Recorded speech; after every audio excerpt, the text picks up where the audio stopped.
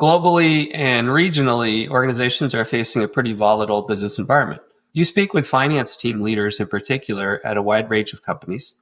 What are they telling you about the current business climate? I'm hearing scaling pressures, the need for speed and decision making, and resource constraints. Manual processes and reporting are really limiting their growth. The urgent need for speed and decision making, with all the supply chain disruptions, cost pressures, and market volatility, finance leaders cannot wait days or weeks for analysis anymore. One controller told me they need to move from days to hours for critical insights. How do you think finance teams can get direct access to ERP data so as to navigate uncertainty? The short answer is Spreadsheet Server. Better decisions relies on better data. I think that's not an unfair way to put it. You had some findings that kind of really strike at the heart of this issue. You talk about effective master data serving as the backbone of AI workflows, or how only 42% of organizations have achieved largely automated financial consolidation and planning. So teams, I think, are feeling this pressure to get to that point where they can trust the data, but I think realistically, they know they're not quite there yet.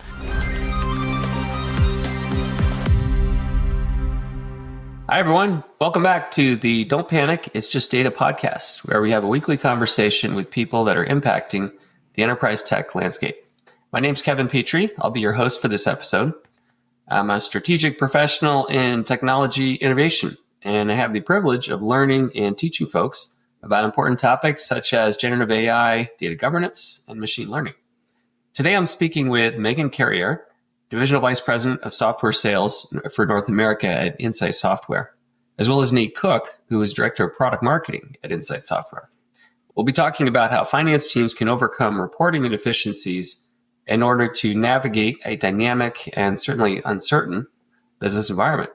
Welcome to you both. Nate and Maeghan, would you like to introduce yourselves? Sure. Nate, why don't you go first? Sure. Yeah. I'm Nate, Director of Product Marketing here at Insight Software. Been here about a year. I'm a boomerang, so was here at Insight right up until the pandemic. So some of my memories of Insight are a little fragmented by the craziness of the pandemic and when we all went remote. But it's good to be back and excited to talk to you today. That's good. The part of the, we all blotted out the pandemic time. Maeghan, perhaps you could introduce yourself. Yeah, of course. By way of introduction, my name's Maeghan Carriere. I lead North American and EMEA new logo sales for Spreadsheet Server in our growth ERP and BI business unit. I've been with the company since 2019. Slight asterisk, I joined via acquisition in 2022. And my entire career has been focused on helping companies connect to, analyze, and visualize data, whether that's embedded analytics for customers or ERP reporting in Excel. So today I lead a team of 7 account executives with the goal of achieving net new revenue targets for Insight Software. Fantastic. Okay, so good conversation. I'm looking forward to this. It's very timely because we're globally and regionally, organizations are facing a pretty volatile business environment. And that, I think, forces all of us to be a little more data-driven and to recheck where we are, gauge the temperature of the business, temperature of opportunities and markets on a frequent basis. Maeghan, let's start with you. You speak with finance team leaders in particular at a wide range of companies. What are they telling you about the current business climate, and how does that impact what they need in terms of financial reporting? Great question, Kevin. I'm hearing 3 main themes right now. I'm hearing scaling pressures, the need for speed and decision making, and resource constraints. So with scaling pressures, whether it's PE groups managing multiple portfolio companies, real estate firms tracking hundreds of properties, or manufacturers expanding product lines, everyone's trying to scale rapidly, but manual processes and reporting are really limiting their growth. The urgent need for speed and decision making, with all the supply chain disruptions, cost pressures, and market volatility, finance leaders cannot wait days or weeks for analysis anymore. One controller told me they need to move from days to hours for critical insights. And then, of course, everyone is dealing with resource constraints, but it hits different industries in different ways. So construction and engineering firms are juggling dozens of projects with tight margins where one missed budget variance can wipe out their profits. And real estate companies are tracking hundreds of properties, but they can't afford dedicated analysts for each market. Manufacturing companies need to analyze profitability across multiple product lines and facilities, but their finance teams are already maxed out. All these pressures are hitting teams that are currently spending 60 to 70% of their time just manually gathering data rather than analyzing it. I keep hearing we're completely overloaded, or even more recently, I'm the bottleneck. If I'm not here, leadership gets nothing. And finance teams want to keep working in Excel because that's where they can be productive, but they need real-time data flowing in automatically so they can focus on scaling and speed of strategic decision-making rather than just being data processors.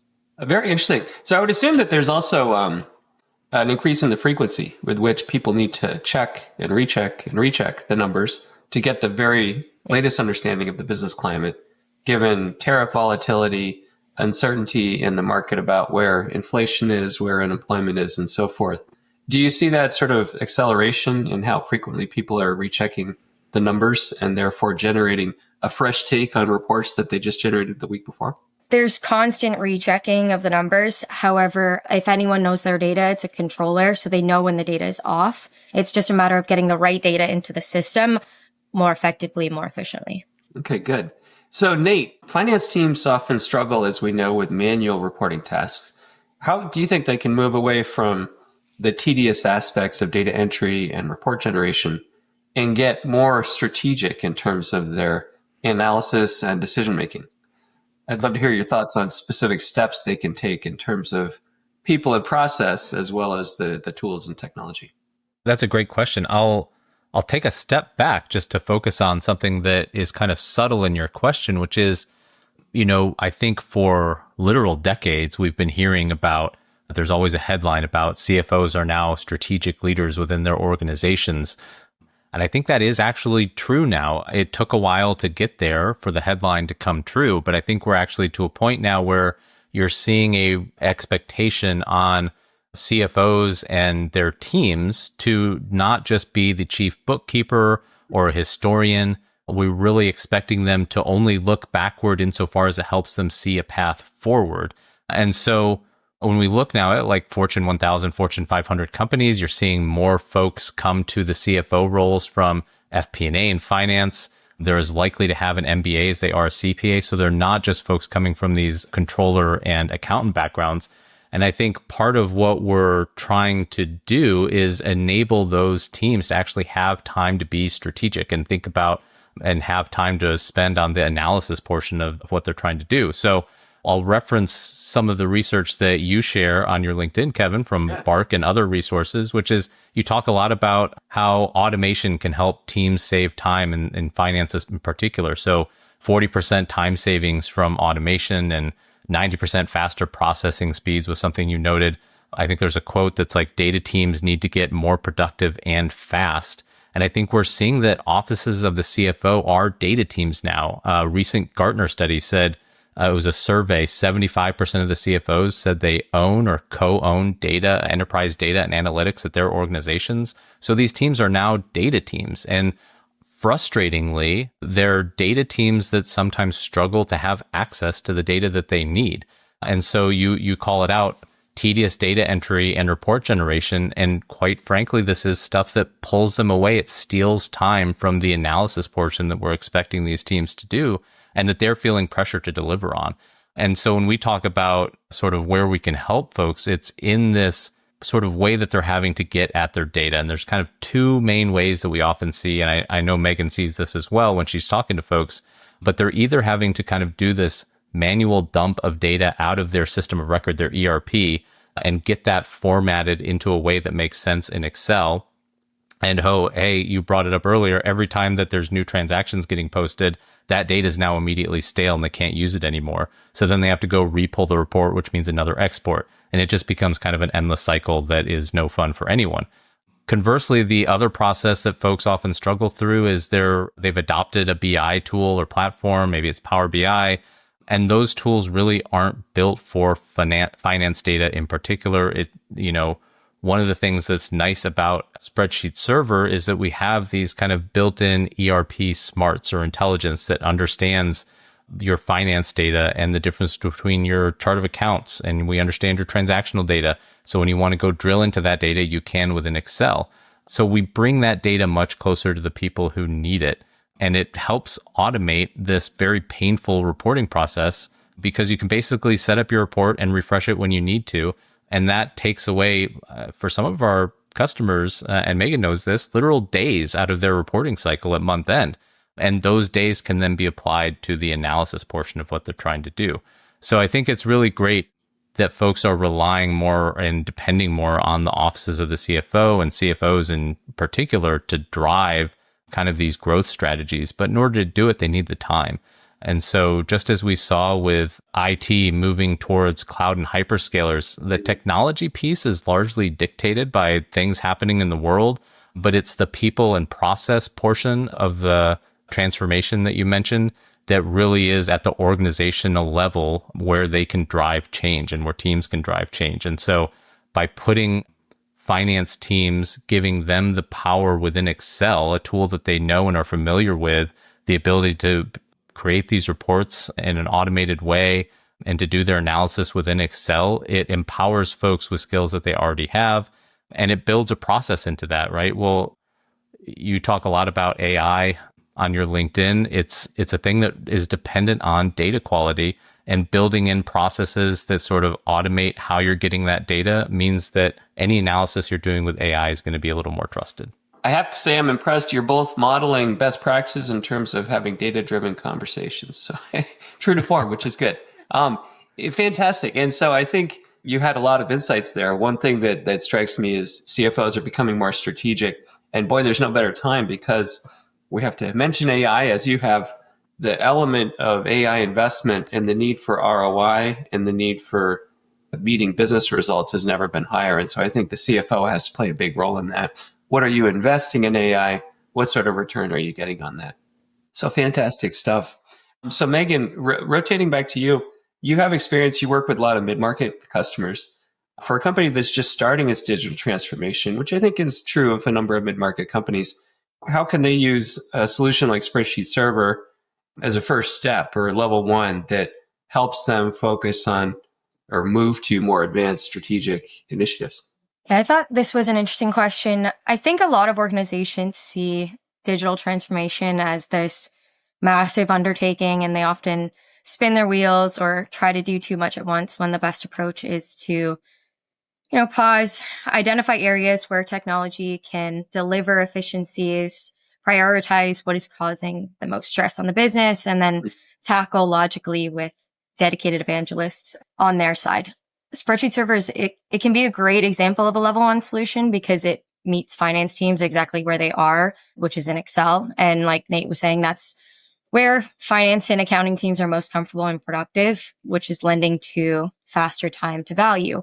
And then because of this shortened learning curve, teams can capture wins much more quickly, which also speeds up adoption, which we all know is super important for any digital transformation. For example, cutting their monthly close to just days instead of weeks and redirecting efforts to strategic and more interesting work. One controller told me that once they stopped spending 40 hours a month on manual consolidation, they could finally focus on the strategic work that they were hired to do. So building forecasting models, analyzing customer profitability, providing insights that actually drive business decisions. So the key is that it doesn't disrupt the current process while giving them a taste of what real-time data can do. Then they naturally start asking, what else can we automate? How can we get more strategic insights? And that's when they're ready for that next level. It's funny because the world in the era of AI, we're all very focused on but the potential for analyzing documents or images and so forth. But so much of the basic blocking and tackling depends on strategic look at tables, at Excel sheets.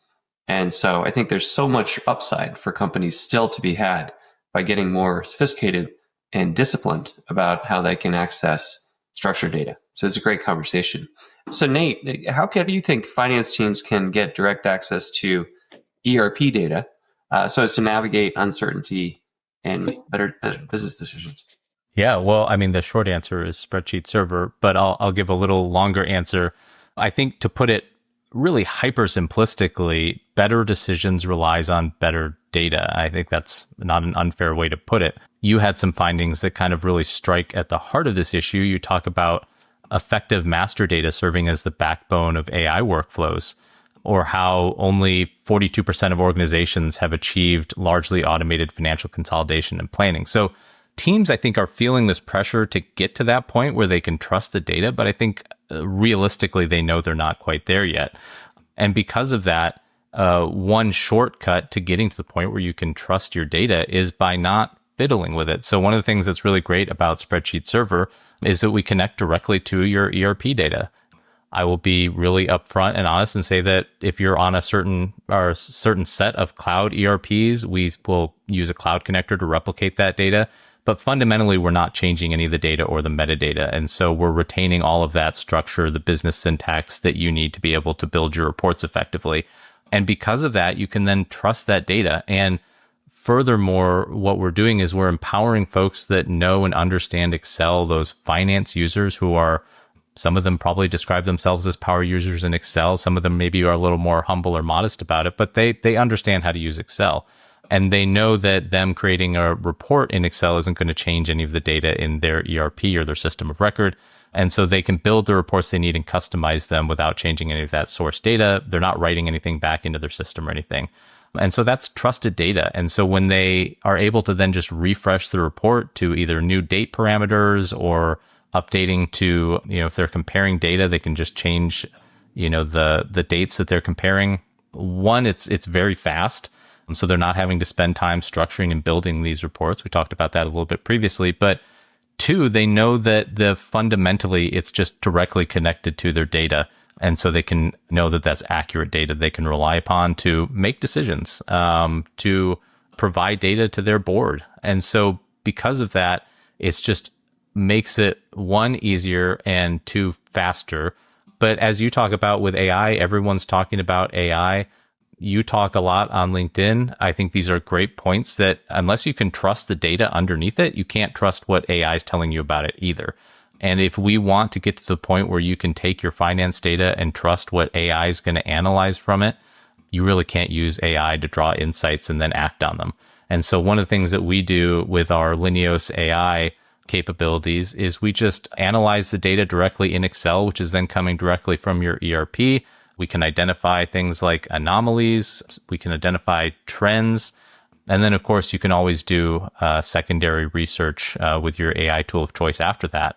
But that source of data coming directly from your ERP system means you can trust it. And then that makes it that much easier and more trusted to use AI on top of it. Yeah, great points. And we find in survey data that the number one favorite input for AI and machine learning, traditional machine learning, is in fact tabular data, structured data. Yeah.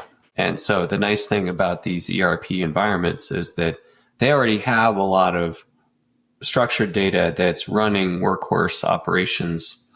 And so they can have pretty high confidence in the inputs that they're using.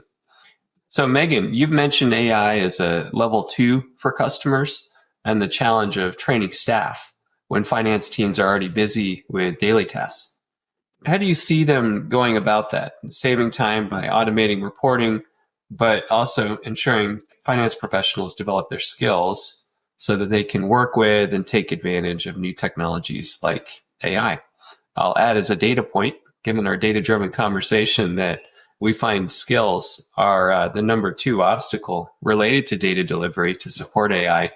And so it's a critical component. And I'd love to hear what your thoughts are there and how you help companies address it.